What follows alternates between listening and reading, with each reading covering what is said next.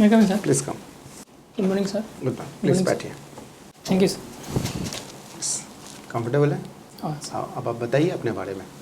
Sir मेरा नाम विनय प्रताप है और मैंने अपनी शुरुआती शिक्षा गवर्नमेंट हाई स्कूल से की है। उसके बाद मैंने Lakshmi Narayan college of technology and science से सिविल इंजीनियरिंग में ग्रेजुएशन किया है। उसके बाद NIT पटना से स्ट्रक्चरल इंजीनियरिंग में मैंने M.Tech किया है। ये स्ट्रक्चरल इंजीनियरिंग क्या होता है? Sir structural engineering civil engineering का ब्रांच है जिसमें हम स्ट्रक्चर्स के बारे में पढ़ते हैं, जैसे कि ब्रिजेस, रोड्स एटसेट्रा। ठीक है, ठीक है। आप तो स्ट्रक्चरल इंजीनियरिंग में आपने किया है पीजी। आप मुझे बताइए कि ब्यूरोक्रेसी का स्ट्रक्चर क्या है? ब्यूरोक्रेसी का सर स्ट्रक्चर मैं समझ नहीं पा रहा सर, प्रश्न नहीं समझ। जैसे इंजीनियरिंग में आपने बताया ना कि एक स्ट्रक्चर होता है, यस तो ब्यूरोक्रेसी में तो एक स्ट्रक्चर होगा। यस जैसे आपने बताया कि ब्रिज है, ये है, फ्लाईओवर है, तो ब्यूरोक्रेसी का स्ट्रक्चर क्या है? सर मुझे लगता है कि मैं गेस कर सकता हूँ उसमें कि ब्यूरोक्रेसी का स्ट्रक्चर जो प्रशासन है वो अच्छा, मुझे ये बताइए what is structure? Structure sir, engineering हटा दीजिए, ब्यूरोक्रेसी हटा दीजिए, अब स्ट्रक्चर क्या होता है? सर किसी भी चीज़ का जो मतलब सॉरी सर। आपने इंजीनियरिंग किया हुआ है, एकदम पूरा 2 साल आपने दिया है। स्ट्रक्चर का ही अगर मतलब नहीं पता तो फिर स्ट्रक्चरल इंजीनियरिंग का मतलब कैसे पता होगा आपको? Sorry sir. अच्छा, ठीक है, ठीक है। अब ब्रिजेस, फ्लाईओवर्स, ये सब आप बात करें। बता सकते हैं कि इंडिया में आजकल ये जो इंफ्रास्ट्रक्चर का जब हम बात करते हैं यस तो ज़्यादातर हम लोग पब्लिक प्राइवेट पार्टनरशिप के तरफ जाते हैं। उसमें बहुत से मॉडल है, what model, boot model, yes है ना, एन्युटी मॉडल। यस। तो उनमें से कौन सा मॉडल आपको लगता है कि आज के डेट में हम लोग सबसे ज़्यादा फॉलो कर रहे हैं और क्यों कर रहे हैं फॉलो? सर आजकल के डेट में हम लोग बॉट मॉडल जो होता है, बिल्ड ऑपरेट एंड ट्रांसफ़र, वो फॉलो कर रहे हैं। वो तो पुराना मॉडल है, वो तो हम लोग आजकल फॉलो नहीं कर रहे। अच्छा, बॉट मॉडल में मेजर प्रॉब्लम क्या है? बॉट मॉडल में सर प्रॉब्लम ये होता है कि जो कंपनियां होती हैं वो मतलब जो बनाती हैं स्ट्रक्चर, उसमें इतने समय के लिए ही बनाती हैं कि जितना दिन वो ऑपरेट कर रही हैं उसमें ही कारगर हो। जब ट्रांसफ़र करना हो, ये फ्लाईओवर किसी कंपनी ने बनाया, प्राइवेट कंपनी ने, अब उसी को बोला जाता है कि तुम टोल टैक्स कलेक्ट करो और कलेक्ट करके अपना कैपिटल जितना इन्वेस्ट किया है वो आप वहाँ से रिकवर करो, प्रॉफिट भी रिकवर करो और उसके बाद आप हैंड ओवर करके चले जाओ। तो कौन आएगा आपके साथ पार्टनरशिप करने? ये तो बहुत पुराना मॉडल है, ये तो आज के डेट में कोई फॉलो ही नहीं कर रहा है। कोई प्राइवेट कंपनी क्यों ऐसा करेगा? क्योंकि यहाँ पे अगर पैसा अगर किसी से मांगा जाए तो वो अपना कार्ड निकाल देता है, बोलता है कि मैं डिस्ट्रिक्ट मजिस्ट्रेट हूँ, मैं वो हूँ, मैं ये हूँ, जज हूँ, पैसा देना ही नहीं चाहता है कोई। तो कोई ऐसा मॉडल जो आज के डेट में सबसे ज़्यादा प्रेफर किया जा रहा है? सर PPP मॉडल है। ना, PPP मॉडल के अंदर बहुत सारे मॉडल है ना, उसमें से कोई एक मॉडल आपको नहीं इसके पता? बारे में नहीं पता है सर। इंफ्रास्ट्रक्चर एंड इंडस्ट्री में क्या डिफरेंस है? सर इंडस्ट्री में जो होता है हम प्रोडक्शन पे ज़्यादा फोकस करते हैं और इंफ्रास्ट्रक्चर होता है वो हेल्प करता है हमारे इंडस्ट्री को बिल्टअप करने में। और जो इंडस्ट्रीज होती हैं उसमें जो हम लोग प्रोडक्शन करते हैं उसमें एम्प्लॉयमेंट ज़्यादा मिलता है। ठीक है, लास्ट क्वेश्चन मेरे साइड से। आप क्रिकेट पसंद करते हैं? यस। चाइना मैन क्या किसको बोला जाता है? सर स्पिन बॉलिंग में एक ऐसा कला है जिसमें लेफ्ट हैंड का जो बॉलर यदि राइट हैंड के बैट्समैन को बॉल कर रहा है तो बॉल पिच होने के बाद उसके लिए अंदर की तरफ आती है। चाइना मैन तो वो बॉल नहीं है भाई, China man bowler. China man bowler के एग्जाम्पल सर बताना। हाँ, कोई किसी का नाम लीजिए आप। कुलदीप यादव है सर, पॉल एडम्स थे और पॉल एडम्स को ले लीजिए। तो आप बोल रहे हैं कि बॉल टप्पा खाने के बाद राइट हैंड बैट्समैन के लिए तो वो बाहर की ओर जाएगा, तो वो चाइना मैन बॉलिंग होगा वो। यस। श्योर है आप? सर जब लेफ्ट हैंड का बॉलर करेगा बॉलिंग और राइट हैंड का बैट्समैन बैटिंग कर रहा है उसके लिए बॉल पिच होकर बाहर की तरफ जाएगा। ठीक है, आप इसको देख लीजिएगा, ठीक है? ओके। विनय, यस ये बताइए कि आप सिविल इंजीनियरिंग से बीटेक हैं, यस। तो आर्मी के जवान के लिए देशभक्ति का मतलब होता है बॉर्डर पे जान देना, एक सिविल इंजीनियर के लिए देशभक्ति का मतलब क्या होगा? सर एक सिविल इंजीनियरिंग के लिए देशभक्ति का मतलब ये होगा कि वो जो इंफ्रास्ट्रक्चर जो बना रहा है, जो ब्रिज बना रहा है, रोड बना रहा है, वो लॉन्ग लास्टिंग हो और वो ज़्यादा दिन तक देश को आगे बढ़ाने के लिए जो वो हेल्प करे। सपोज कीजिए कि आप power grid corporation of India limited में स्ट्रक्चरल इंजीनियर पोस्ट पे जॉब किया है, आपको टावर कंस्ट्रक्ट करना है, उसका स्ट्रक्चर डिज़ाइन करना है, जो हाई वोल्टेज टेंशन वायर जो ये होता है, तो आप किन किन फैक्टर्स को ध्यान में रखेंगे उस टावर स्ट्रक्चर को डिज़ाइन करने में? सर उसमें सबसे पहला स्ट्रक्चर जो जो पहले फैक्टर होगा जो हम ध्यान देंगे वो ये होगा कि जो सॉइल जो है वो टेस्टिंग अच्छे से हो, जिस मतलब जहाँ पे बन रहा है वो टावर, उसकी सॉइल जो है बियरिंग कैपेसिटी उसकी ज़्यादा हो, जिससे कि वो गिरे नहीं। वो आपका काम होगा या सर्वे इंजीनियर का काम होगा? काम वो सर्वे इंजीनियर का ही होगा, लेकिन जब स्ट्रक्चर हम बनाने लगेंगे तो उसका देखेंगे उसकी कैपेसिटी कितनी है, अच्छे से हुआ है कि नहीं, वो एक बार देखना पड़ेगा। अच्छा। उसके बाद जो मेंबर्स हैं वो अच्छे से टाइटेंड है कि नहीं, जो बोल्ट्स होते हैं वो देखेंगे, और हाइट भी देखेंगे सर कि कितना हाइट पे उस एरिया में। आपको अभी on paper he structure design करना है, यस। तो आप उसको डिज़ाइन करते समय किन किन फैक्टर्स को ध्यान में रखेंगे?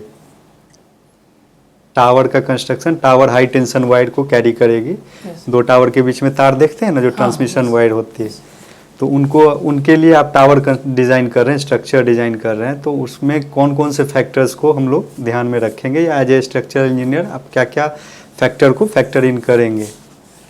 उसमें सर लोकेलिटी देखना पड़ेगा। अच्छा, ये बताइए कि आजकल स्पेशल सेशन ऑफ पार्लियामेंट का बहुत न्यूज़ में है, यस। ये क्या होता है स्पेशल सेशन ऑफ पार्लियामेंट, और संविधान के किस अनुच्छेद के अंतर्गत ये बुलाया जाता है?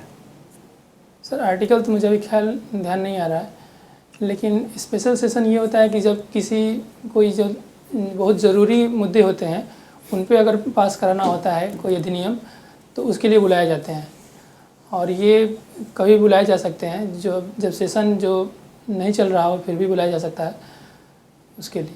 बुलाने का अधिकार किसको है? सर ये बुलाने का अधिकार संसद को है। संसद तो सेशन में है ही नहीं, तो संसद कैसे बुलाएगा? सर सॉरी सर, इसके बारे में अभी मैंने पढ़ा नहीं। तो इस बार जो स्पेशल सेशन बुलाया गया उससे ठीक पहले लास्ट बार कब बुलाया गया, या किस इम्पोर्टेंट बिल को पास करने के लिए लास्ट बार आपने सुना कि स्पेशल सेशन ऑफ पार्लियामेंट बुलाया गया? अभी सर नारी वंदन अधिनियम के लिए तो हुआ है, इसके पहले याद नहीं आ रहा है सर। अच्छा, ये आजकल निपाह वायरस भी बहुत न्यूज़ में है, यस। क्या है ये निपाह वायरस? सॉरी सर, इसके बारे में इसका कोई है ट्रीटमेंट हमारे पास? शायद नहीं है सर अभी तक। अच्छा, अभी कल इंडियन हाई कमिश्नर जो यूके के थे, उनको यूके के ग्लासगो में एंट्री करने से, गुरुद्वारा में एंट्री करने से रोक दिया गया कुछ खालिस्तानी एक्टिविस्ट। यस। ये खालिस्तानी मूवमेंट है क्या?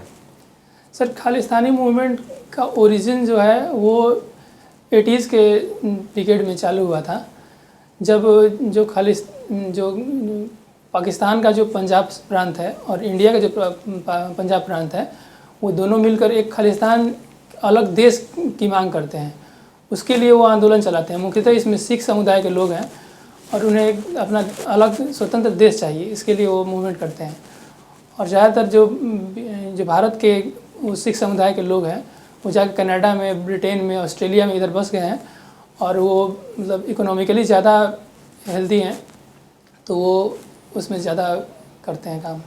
तो खालिस्तानी मूवमेंट है क्या ये? सर वो अलग लैंड, मतलब अपना देश की मांग के लिए है। अलग देश की मांग करते हैं।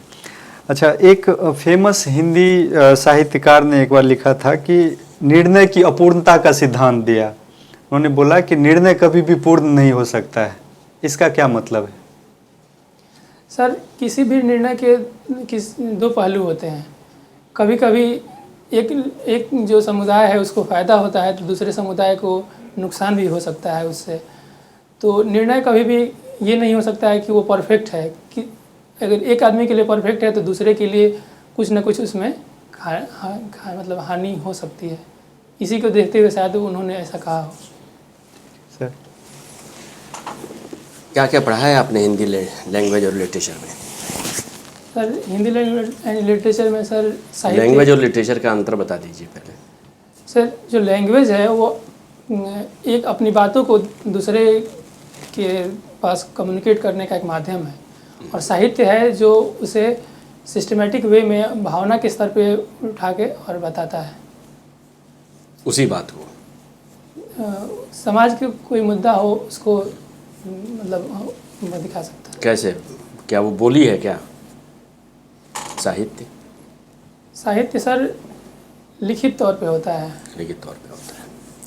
क्या पढ़ा है आपने हिंदी लैंग्वेज और लिटरेचर में? कुछ अपने कोर्स से अलग भी पढ़ा है या वही पढ़ा है जो आपने कोर्स में पढ़ा है? जो सिलेबस था सर वही पढ़ा है। इसके अलावा कुछ नहीं पढ़ा है आपने? इसके अलावा अलग से किताबें हिंदी उपन्यास, कविता, कहानी? स्कूल टाइम में पढ़ा था सर, उसके बाद तो नहीं पढ़ा। इसके बाद नहीं पढ़ा है, सिर्फ बीपीएससी में सेलेक्ट होने के लिए हिंदी लैंग्वेज लिया है आपने? इससे ऐसा- कोई आपका रिश्ता नहीं है? नहीं, ऐसा नहीं है सर। हाँ। स्कूल समय से ही हिंदी से रुझान था। और तो बीए आप कर सकते थे, इतना हिंदी से रुझान था तो बीए किया होता आपने। इंजीनियरिंग क्यों की? इंजीनियरिंग सर, इंजीनियरिंग में मुझे इंटरेस्ट था, ऐसा नहीं है कि उसमें इंटरेस्ट नहीं था। तो इंटरेस्ट आपके और- बदलते रहते हैं क्या? नहीं। अब आपका जो बीपीएससी में इंटरेस्ट हो गया है यस। तो क्या माने हम? आप अपना इंटरेस्ट अपने अनुसार बदलते रहेंगे नो सर। समय के अनुसार? सर मैं आपसे पूरी तरह सहमत नहीं हूँ। इसमें ऐसा है कि हिंदी साहित्य पढ़ने से मेरे जो व्यक्तित्व है उसमें एक नया आयाम जुड़ गया है। जो समाज को, जो प्रशासनिक अधिकारी को जो समाज के प्रति संवेदनशील होना चाहिए, वो संवेदनशीलता हमें हमको नहीं समझ साहित्य में आ से- रहा है कि खाली कुछ किताबें जो सिर्फ एक किसी परीक्षा के लिए ज़रूरी हैं, उनके पढ़ने उन किताबों को पढ़ने से आपका व्यक्तित्व एकदम नया आयाम कैसे जुड़ गया? तब तो अगर मतलब कुछ आप खराब साहित्य पढ़ लेंगे तो आपके अंदर एक क्रिमिनल भी बैठ जाएगा। सर ऐसा नहीं है। हाँ। एक साहित्य की एक किताब ही आपके व्यक्तित्व को निखारने में कामयाब हो सकती है। रामचंद्र शुक्ल भी बोले थे अच्छा। कि अगर 1990 से मतलब 1900 से 1950 तक का पूरा इतिहास खत्म हो जाए, फिर भी एकमात्र एक गोदान ऐसी बुक है जिसको हम पढ़ लें तो पूरा इतिहास दोबारा से लिख सकते हैं। तो इसका क्या मतलब हुआ? आज के दौर में गोदान क्या उन समस्याओं का समाधान कर सकता है, या क्या वो सारी समस्याएं आज भी वर्तमान है किसानों के सामने? 21वीं सदी के जो नए चैलेंज हैं वो आपको किसानों के सामने नहीं, नए तरीके से नहीं लगते? सर गोदान के किसान की मुख्य मांग क्या थी? गोदान के किसान की मुख्य मांग जो थी सर, वो जो ये सामंतवाद है उससे अलग हटके थी। सामंतवाद खत्म हो जाए, क्या कहना चाहते हैं? जैसे कि जो जीव और आज के किसान की मुख्य मांग क्या है? आज के किसान की मांग सर, जो ऋण की परेशानी है उस समय भी थी, अभी भी है। उनकी जो सर जो उत्पादन होता है उसका जो मतलब लेजिटिमेट वैल्यू होता है वो नहीं मिल पाता है। वो उस समय भी था और आज भी है। हाँ सर। और उसी पैमाने पर है। नहीं, स्तर थोड़ा चेंज हुआ है, वैसा नहीं है, लेकिन जैसे एमएसपी हम तो लोग हमें देखते हैं। किसान के लिए समस्याओं के समाधान के लिए गोदान को पढ़ना चाहिए, आज के दौर के साहित्य को नहीं पढ़ना चाहिए। ऐसा नहीं है, साहित्य तो आज का भी प्रासंगिक है और उस समय का भी साहित्य। तो आपने तो नहीं पढ़ा है, आपके अंदर इतना संवेदनशीलता आ गई और सब कुछ आ गया सिर्फ एक किताब पढ़ने से, चूँकि रामचंद्र शुक्ल ने कहा है। लेकिन आज के दौर का जो साहित्य है उसे कौन पढ़ेगा? पढ़ना चाहिए सर, इसके लिए मैं तो आपने तो नहीं पढ़ा है। कोई 2-3 कवियों के नाम बताएंगे आप, बिहार के साहित्यकार? कवि क्या, साहित्यकारों के नाम बताइए। अभी के सर हाल हाँ, अभी के, अभी में सर, वर्तमान दौर के। अभी में सर एक लिखते हैं वो, अभी अक्षय आनंद सनी है, एक उनकी बुक को साहित्य अकादमी बाल पुरस्कार मिला है। और एक अनामिका हैं जो फीमेल राइटर हैं। क्या करती हैं वो भी लिखती हैं सर हिंदी में। उपन्यास लिखती हैं ना? कि कहानी लिखती हैं? कि कविता लिखती हैं? उपन्यास लिखती हैं। उपन्यास लिखती हैं। कंफर्म है अनामिका उपन्यास लिखती हैं? नहीं सर, तब और सॉरी, और अभी याद नहीं आ रहा। और किसी साहित्यकार के बारे में बिहार से नहीं मालूम है? अभी वर्तमान के नहीं। अच्छा, देश के स्तर पर साहित्यकारों को जानते हैं कुछ वर्तमान दौर के? देश के स्तर पे सराहन, लेकिन उनका साहित्य मैंने अभी पढ़ा नहीं है। पढ़ा नहीं है आपने? सिविल इंजीनियरिंग पढ़ी है आपने, हैं? यस। चलिए ये बताइए कि किस बिल्डिंग में सबसे ज़्यादा कहानियाँ होती हैं? सर, जो बिल्डिंग्स, जो घर होता है उसमें सबसे ज़्यादा कहानियाँ होती हैं। अच्छा, ठीक। Very good. Thank you sir.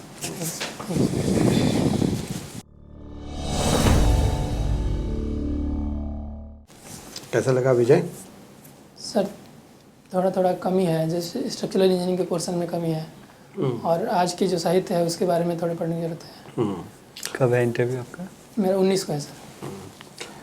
देखिए, जो मेजर पॉइंट जो है ना, देखिए नॉलेज तो अभी आपके पास बहुत ज़्यादा टाइम तो है नहीं कि हम बहुत कुछ नॉलेज गेन कर सकें।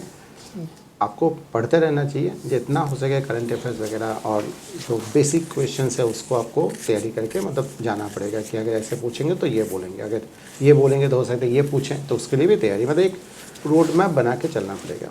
लेकिन जहाँ जहाँ पे हम लोग ह्यूजली इम्प्रूव कर सकते हैं वो है, एक तो जैसे कई बार ऐसा हुआ, जैसे आपने बोला शायद नहीं है, कंफर्म नहीं है ना, ये कुछ ऐसे वर्ड्स हैं जो बहुत नेगेटिव माना जाता है ना।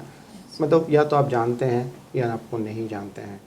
अगर आप जानते हैं तो कॉन्फिडेंटली बोलिए, नहीं जानते तो कॉन्फिडेंटली बोलिए। ये बीच में जो आंसर है कि बोल भी रहे हैं बट बोल भी नहीं पा रहे, तो आप कुछ भी बोलेंगे तो हम कैसे उसको उसके ऊपर ट्रस्ट करें। बेसिकली आपको ये समझना पड़ेगा कि आपको सर्व करना है टू मासेस, और इनपुट्स देना है पॉलिटिकल मास्टर्स को। तो आप जो कुछ भी बोलेंगे या लिखेंगे उसके पीछे कोई लॉजिक, कोई सपोर्टिंग स्टैटिस्टिक्स, डेटा कुछ तो होगा। शायद है लिख नहीं पाएंगे, मिनिस्टर आपसे पूछेंगे तो आप वहाँ पर भी शायद है, हो सकता है, ये सब तो नहीं बोल पाएंगे। तो इसको अवॉइड करना है इंटरव्यू में। ये आपका 50% काम आपका ईजी कर देगा। मान लीजिए ऐसा सिचुएशन आ सकता है कि आपको नहीं पता एग्जैक्टली कि आपको जो पता है वो सही है या नहीं, या वो सफिशिएंट है या नहीं, ऐसे भी हो सकता है। तीसरा एंगल, उस समय आप उनके सामने उनको ये बोलना कि sir I have got very little knowledge on this topic, if you permit I will speak. तो वो पूछेंगे, आप जवाब देंगे, अगर ठीक है कोई बात नहीं है, तब भी वो उतना ज़्यादा सीरियसली नहीं लेंगे, क्योंकि आपने तो पहले ही बोल दिया है। तो you know about your strength and weaknesses and everything. इसको ठीक करना पड़ेगा। एंड सेकेंडली मुझे लगा कि एप्लीकेशन बेस्ड जितने भी क्वेश्चंस आए ना, उस जगह पे आप चोक करिए। जैसे स्ट्रक्चर ऑफ ब्यूरोक्रेसी, अब स्ट्रक्चर का मीनिंग अगर आपको नहीं पता तो फिर आपने इंजीनियरिंग किया है, ये किया वो किया, उसके अंदर कितना नॉलेज है, फिर तो वो यूजलेस हो जाएगा ना। स्ट्रक्चर क्या होता है? एक तो पार्ट्स होता है, पार्ट्स को एक डेफिनेट पैटर्न में जब हम लोग वो उसको सजाते हैं तो उसी को स्ट्रक्चर बोलेंगे। एक पैटर्न होगा ना, एक डेफिनेट पैटर्न होगा, तो पार्ट्स के बीच अगर डेफिनेट पैटर्न है वो स्ट्रक्चर है। ये आपका फिजिकल स्ट्रक्चर भी हो सकता है, जैसे आपने बोला बिल्डिंग बनाना है, रोड फ्लाईओवर बनाना है, तो उसमें एक डेफिनेट पैटर्न तो होगा, कुछ तो डेफिनेट होगा। अगर थोड़ा बहुत 19-20 होगा तो फिर स्ट्रक्चर कोलैप्स भी कर सकता है। सिमिलरली ह्यूमन रिलेशंस में भी डेफिनेट पैटर्न होता है। अगर ऑर्गेनाइजेशन में काम करेंगे तो एक पर्टिकुलर पैटर्न में काम करना पड़ेगा। ब्यूरोक्रेसी में जो स्ट्रक्चर में जानना चाह रहा था, बॉस है, सबऑर्डिनेट है, आपके नीचे सबऑर्डिनेट है, आपके को वर्कर्स है, कॉलीग्स हैं, फेलो मासेस हैं, सबके बीच एक डेफिनेट पैटर्न है। उस पैटर्न को आप तोड़ नहीं सकते आप। कम्युनिकेशन का एक पैटर्न होगा, है ना, डिसीजन मेकिंग का एक पैटर्न होगा, हर जगह पे एक पर्टिकुलर पैटर्न में काम करते हैं। इसलिए इसको रिजिड ब्यूरोक्रेसी बोलते हैं कि पैटर्न के बाहर नहीं जा पाएंगे। थोड़ा बहुत डिस्कशन किसी जगह पे, तो ये सब एप्लीकेशन बेस्ड क्वेश्चन है जहाँ पे आप स्कोर कर सकते हैं। अगर आप 2-4 क्वेश्चन जो एग्जैक्ट आंसर जो है वो अगर आप नहीं भी दे पा रहे हैं तो मेरे ख्याल से मार्क्स बहुत ज़्यादा डिडक्ट नहीं होगा। लेकिन कुछ एप्लीकेशन बेस्ड में अगर आप बहुत अच्छा स्कोर कर जाते हैं, बोल देते हैं, तो डेफिनेटली आप का मार्क्स हाई हो जाएगा। वो चाहेंगे कि आप आ जाएं, क्योंकि नॉलेज एज इट इज़ कहीं पे भी यूज़ नहीं होता, नॉलेज का एसेंस यूज़ होता है। तो आपको प्रूव करना पड़ेगा कि understood the essence of this subject rather than the memory part of this subject, कि ये याद है वो याद है, वो कभी किसी काम का नहीं होता है। You have to understand the essence of this subject. वो मिसिंग लगा। Yes. तो आप उसको थोड़ा सा कर लीजिएगा, ठीक, हो जाएगा बेटर। ठीक है।